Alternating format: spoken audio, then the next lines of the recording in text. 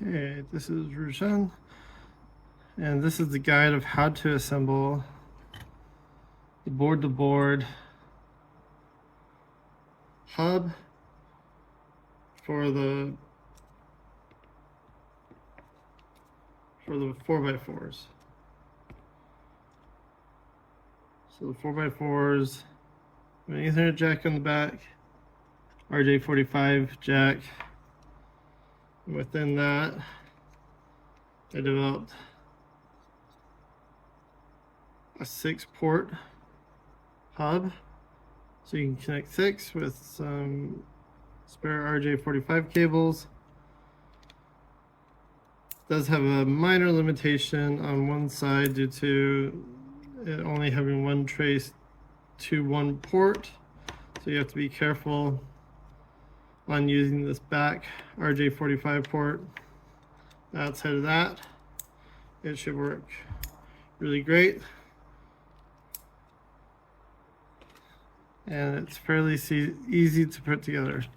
So you have 2 SMD RJ45 jacks and then 4 through-hole.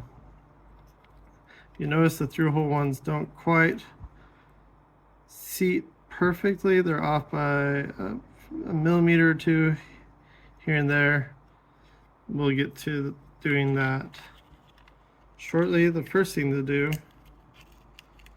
is to grab one of these SMD RJ45s.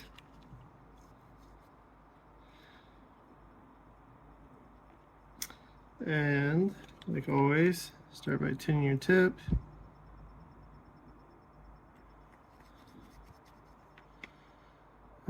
I like to just tag one of these pads, some solder, position,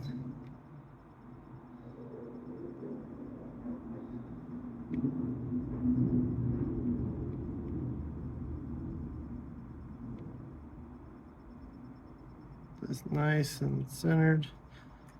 You want to start with doing this SMD one due to the crowd of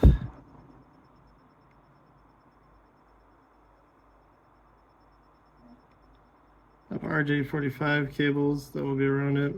This is where some thicker solder is much easier on the process.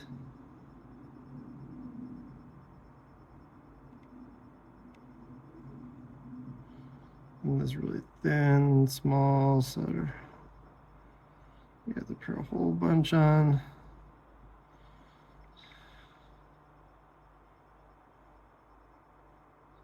It's a lot of thermal mass.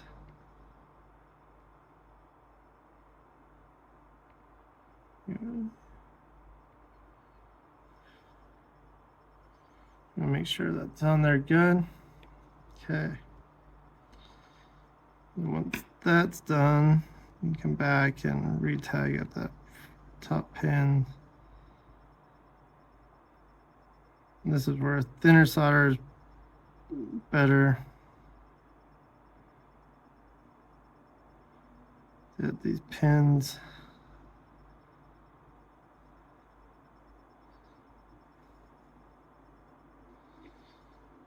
Just want to solder them straight in.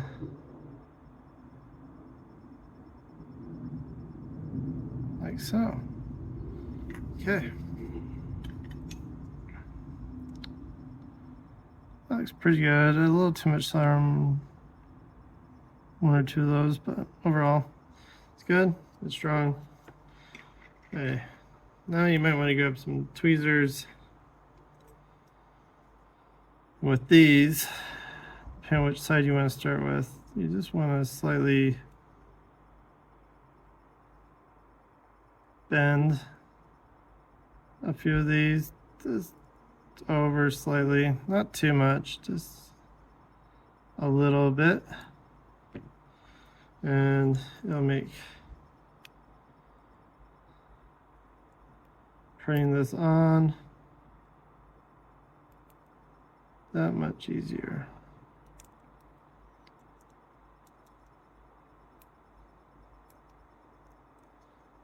Once it's on, it's going to have a little bit of an air gap. You can tell on the back there, just kind of hold it down.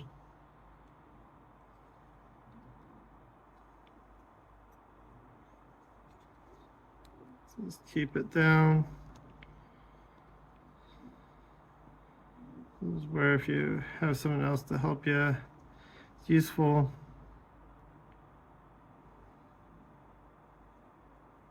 As it can get a little tricky here.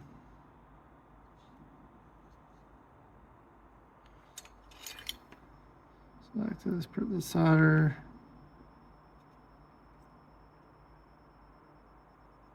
Once you get one of the pins on, then it should hold it pretty good.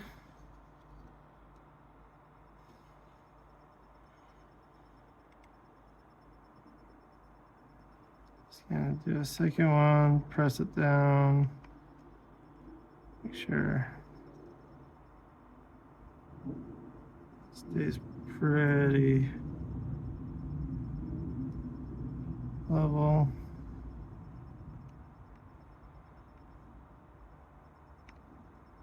Okay, I like to do it so it's straight. And then to the back row.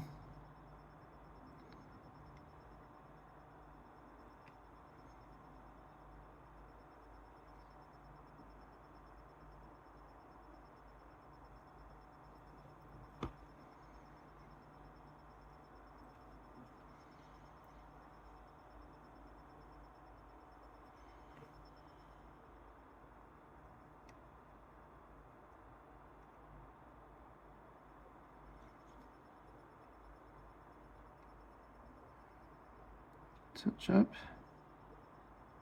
that front row. Make sure there's enough there. When that's done, you have two, and then you just want to repeat.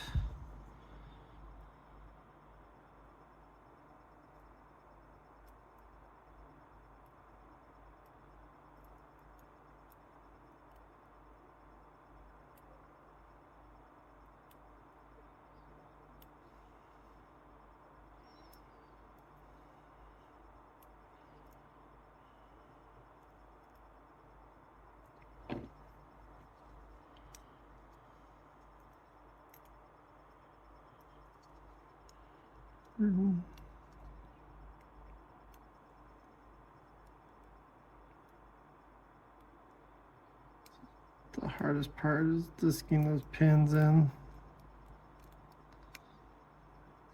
from the get-go.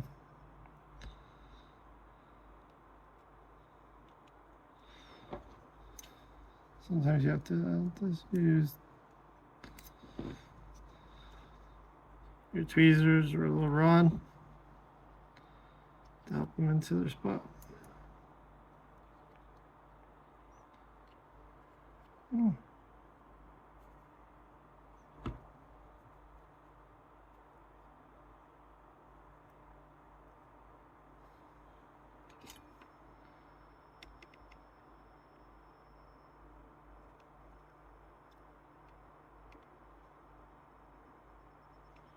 Take one of the top ones.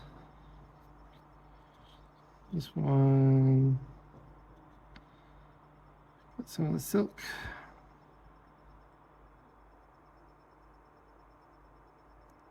Damaged.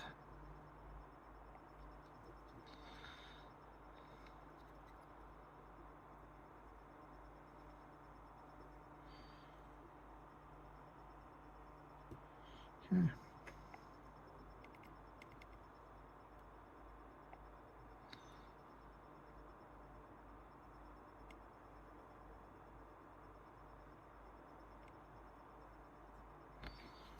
Make sure you clean your tip every so often. continue the process.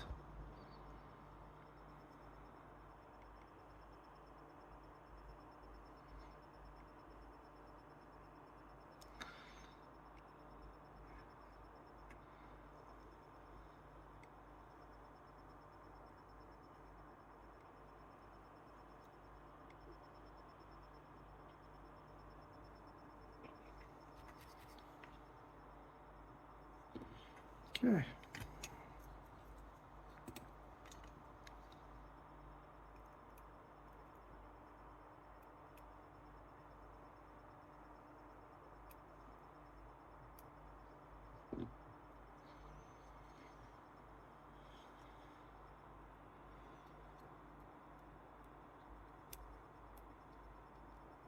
Once you kind of get the hang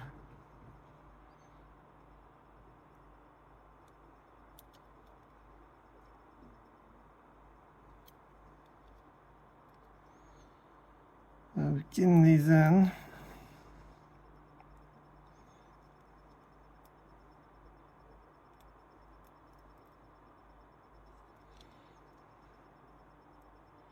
sometimes easier said than done.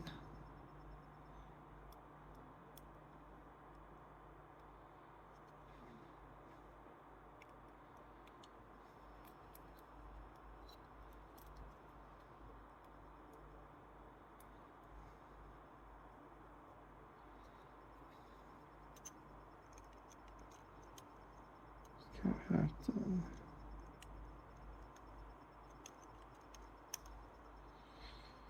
didn't do well.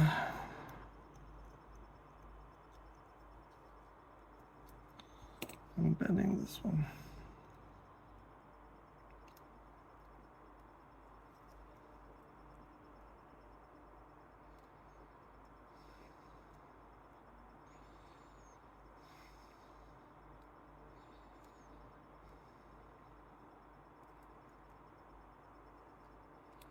Not too far though. I don't know if I think I bent two of those a little too far. Should this be a light bend?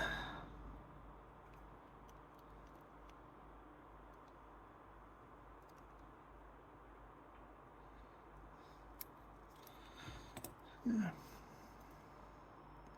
Should bend it too much. Not good.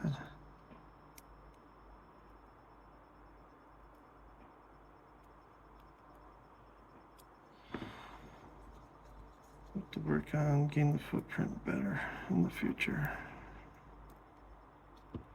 Okay.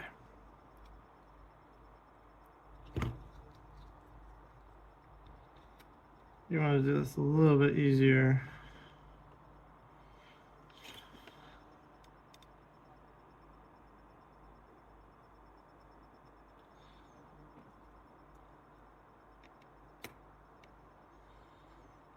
I recommend you just tack it on.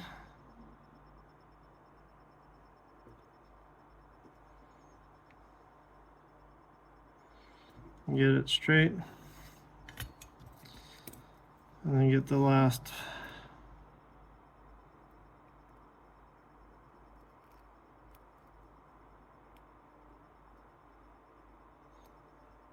all you need are slight bends.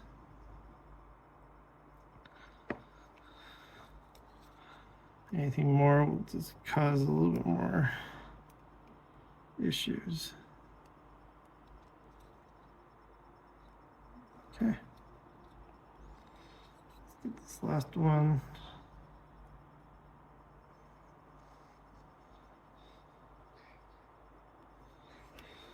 Last one down here.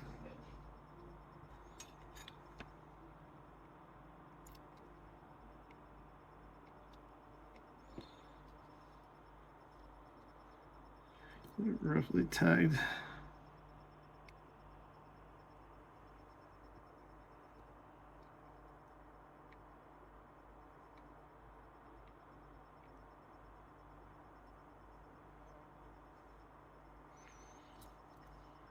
You're good when you're flat. Okay. Now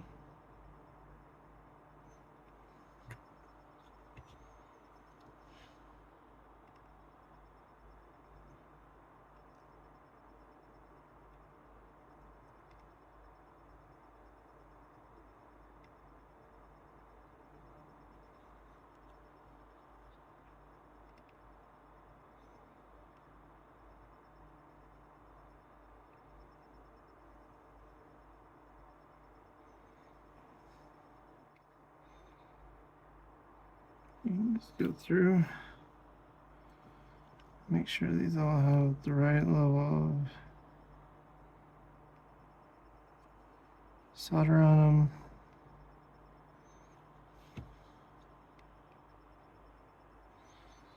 So they're good. Okay. This other side as well.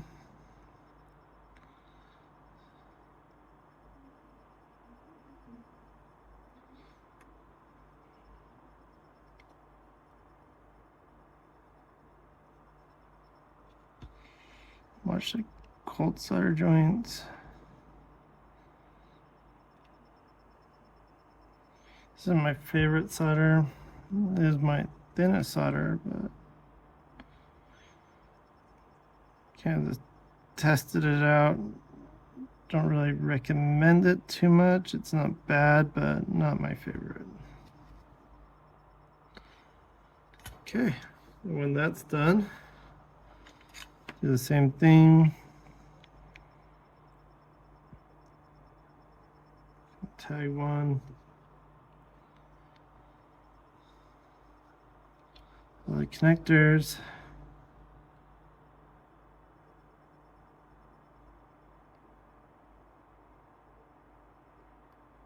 And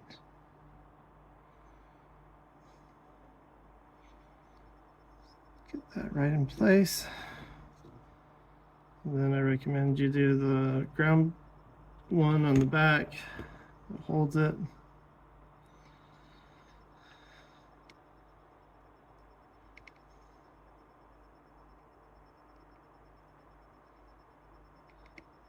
Or the thicker solder, I'd recommend you switch to, if you have any, as this would take a little bit of time with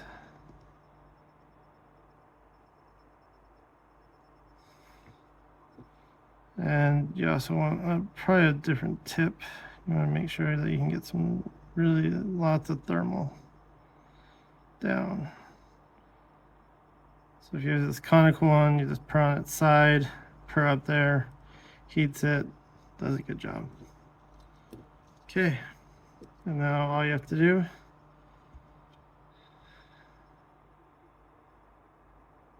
is tag up the pins. Make sure that you clean your tip so you don't have any extra solder going around that can bridge those pins. You don't want any bridge pins. That'd be bad. And let's touch up that first one. Okay, that is all together.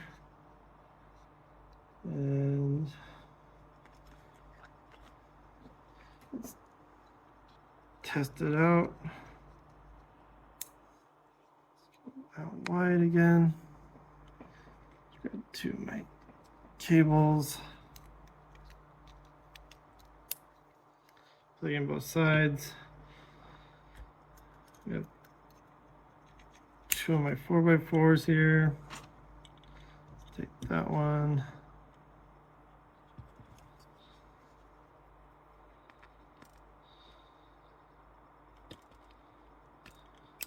Then this one. So we have our connectors now like so. If I come over here and power up one of my 4x4s, you notice they're both lighting up. All's good all through this little connector.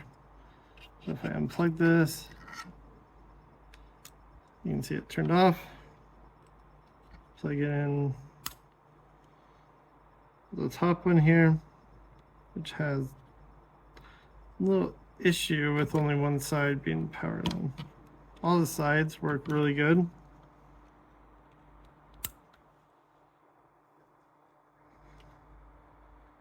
But when you get to the top and bottom, there's some minor issues. You just have to, but if you plug in the top, it goes through. So once you connect all four, recommend you use the sides first before you use the top or bottom jacks. And that is how you put together your board-to-board connector that you can end up cubing your 4x4s with. Thanks for watching.